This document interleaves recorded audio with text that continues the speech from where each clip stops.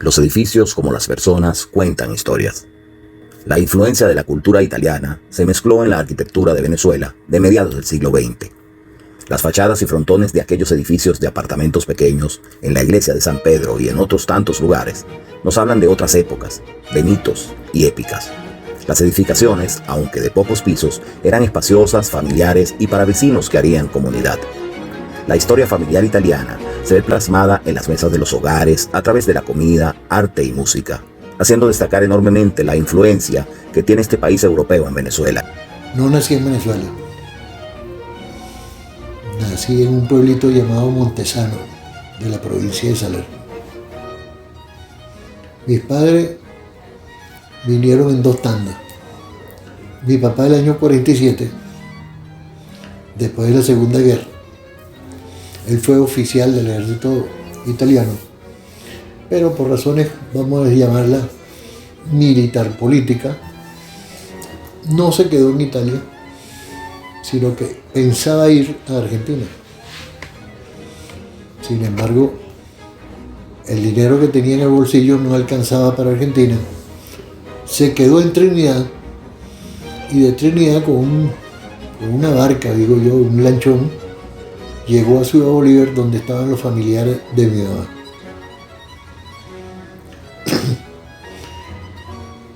Se quedó allá cierto tiempo, pero al final vino para Caracas. Y como todo italiano o europeo en general, se ubicó en los sitios donde se ubicaban normalmente.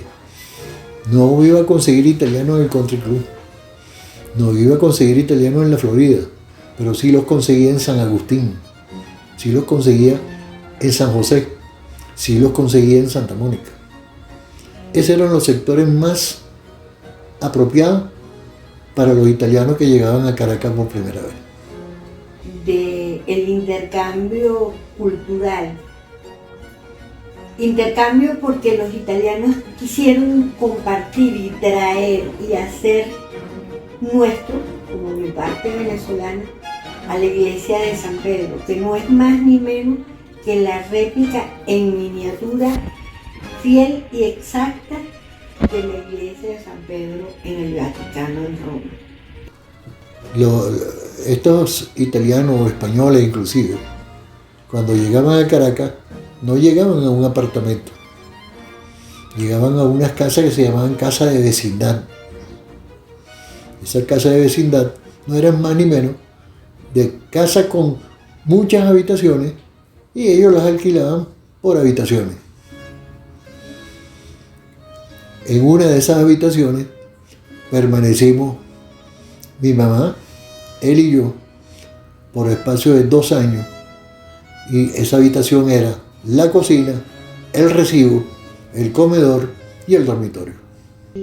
El sentimiento y arraigo hacia la naturaleza, aun cuando vivas en una ciudad, el mantener el contacto con la gente, el darte ese sentimiento de que aun cuando no eres mi familia está abierta para las personas de buena voluntad.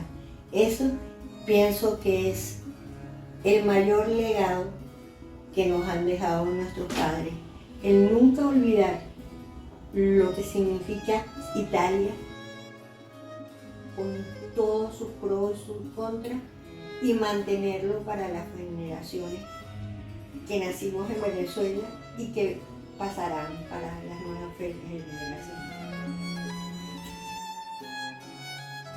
Final de la mezanina italiana en Caracas.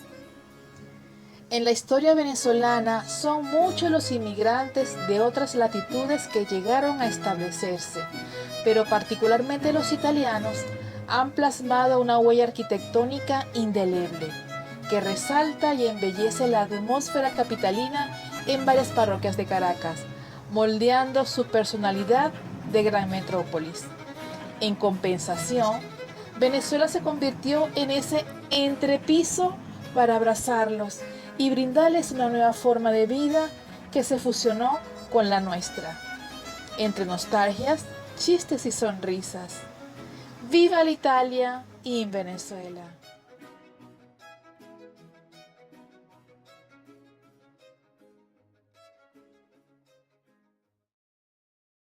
Lasciatemi cantare con la chitarra in mano, lasciatemi cantare, sono un italiano. Lasciatemi cantare con la chitarra in mano, lasciatemi cantare una canzone piano piano.